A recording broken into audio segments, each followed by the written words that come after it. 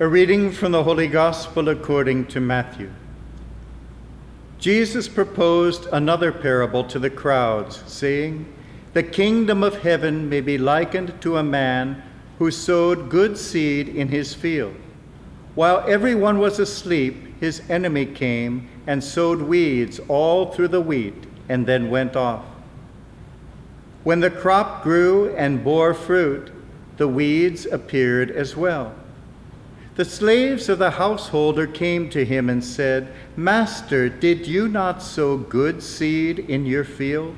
Where have the weeds come from?' He answered, 'An enemy has done this.' His slaves said to him, 'Do you want us to go and pull them up?' He replied, 'No. If you pull up the weeds, you might uproot the wheat along with them.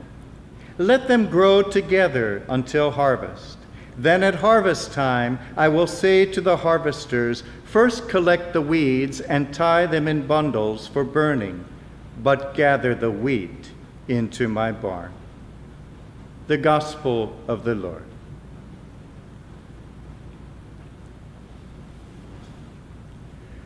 "50 years ago, 60 years ago, the world lived in constant terror.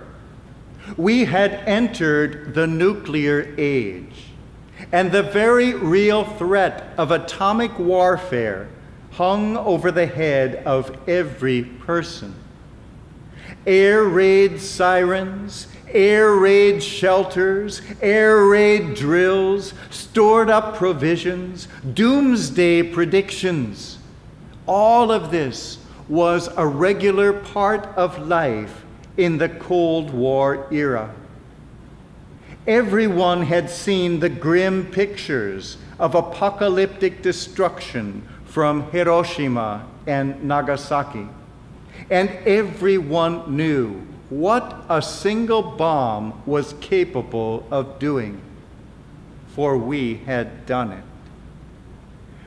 Perhaps no one in the world was more deeply concerned about the horrors of this untenable situation, this unnatural balance of terror, than the saintly, elderly man entrusted with the care of all God's people, an extraordinary man, perfectly suited for extraordinary times, a very human and intensely spiritual man known as Pope John XXIII.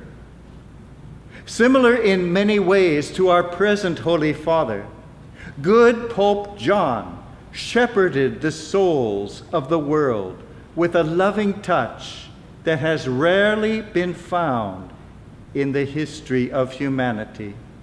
He was father to all the world, regardless of religious or political convictions. Pope John understood that the world stood at the brink of self-annihilation, and he was determined to do all in his power to prevent it.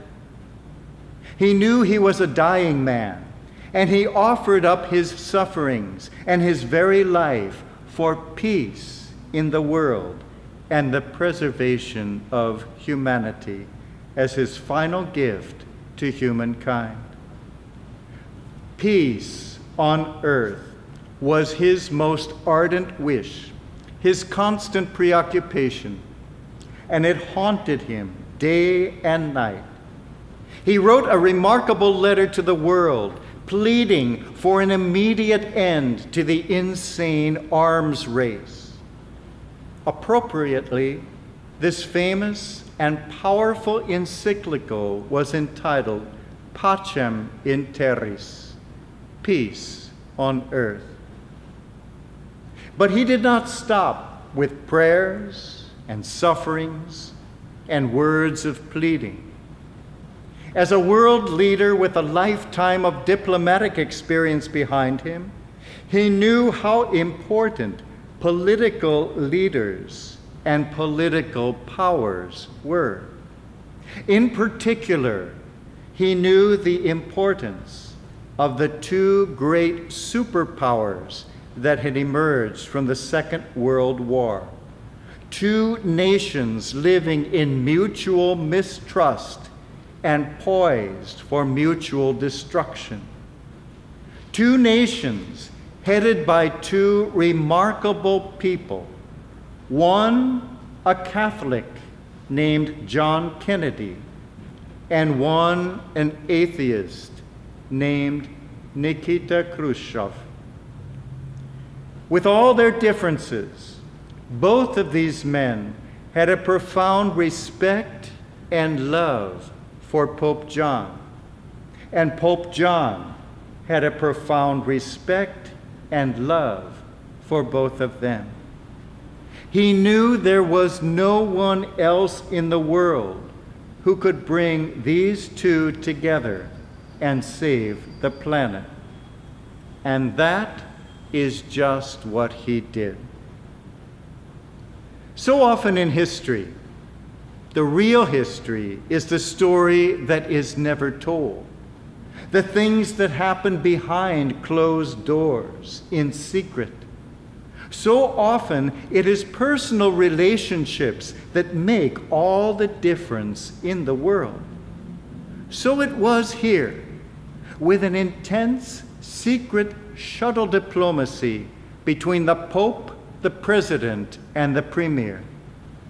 Initiated by Pope John, this relationship of brotherly love and respect was quite likely the only thing that did save the world from nuclear war during those times of high tension, times that otherwise might very well have spelled the end of all, as crisis after crisis erupted in Berlin, in Cuba, and elsewhere. Until recently, the secret correspondence between Kennedy and Khrushchev, initiated by Pope John, was quite unknown. It is only now that we have been given a glimpse of the friendship that, thanks to the Pope, evolved between them. A friendship that quite literally saved the world. For me, one of the most remarkable letters I have ever read is Khrushchev's first secret private letter to Kennedy, a long 25-page letter written significantly, I think, on the feast of St. Michael the Archangel, September 29th, 1961. Political differences are passionately and openly talked about, but underlying it all in the letter is the understanding that they have both been coming to, that the most urgent need in the post-Hiroshima world is the need for peace. Peace must be preserved at all costs. I often think, writes Khrushchev, how necessary it is for men who are vested with trust and great power to be inspired with the understanding of what seems to be an obvious truism, which is that we live on one planet, and it is not in man's power, at least in the foreseeable future, to change that. And then, most remarkably of all, the supposed atheist leader delves into an incredibly insightful bit of biblical interpretation when he writes, "There is an analogy here with Noah's Ark, where both the clean and the unclean found sanctuary. But regardless of who lists himself with the clean and who is considered to be unclean, they are all equally interested in one thing, and that is that the ark should successfully continue its cruise. And we have no other alternative. Either we should live in peace and cooperation so that the ark maintains its buoyancy, or else it sinks. Therefore, we must display concern for all of mankind, not to mention our own advantages, and find every possibility leading to peaceful solutions of problems. Well, the Catholic Kennedy was absolutely delighted with this biblical image and agreed wholeheartedly. Inspired by Pope John, both leaders had come to a profound conversion of mind and heart, and had come to realize just how vital peace was in a world that was for the first time quite capable of destroying itself.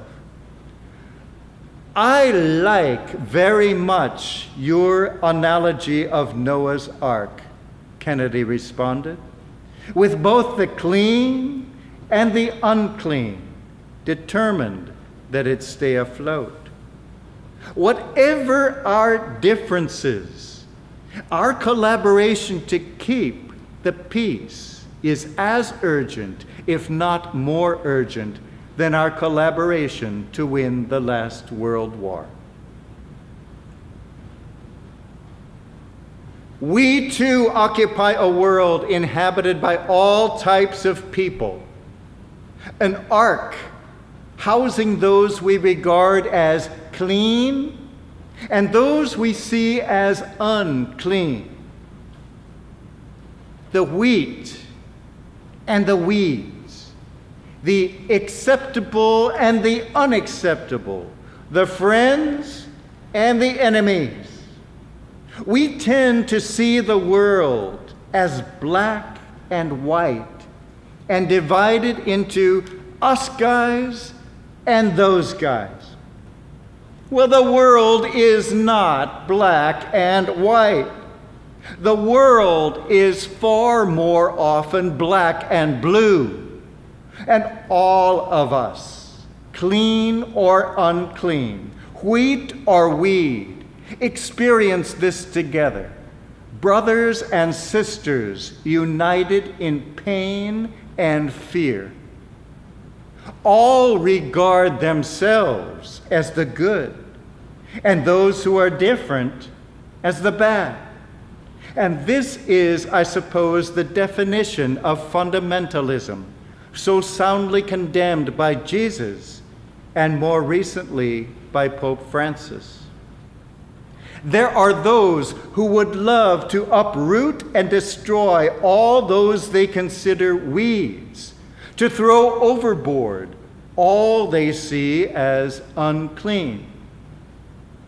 Well, if a person starts tossing out of his life everyone different from himself, he soon finds that he is left completely alone. No, we are, all of us, wheat and weeds, growing in this same God-given garden. All of us, clean and unclean, cruising together on this ark we call planet Earth. Let's leave the separation of the weeds from the wheat to the master gardener. Let's keep the boat going with all its wonderfully diverse passengers, lest the whole thing go under. And at the end of the journey, when the captain of the boat calls the clean and the unclean by name, and the Lord of the harvest shows who belongs to the wheat and who to the weeds, we just might be amazed to find who has ended where.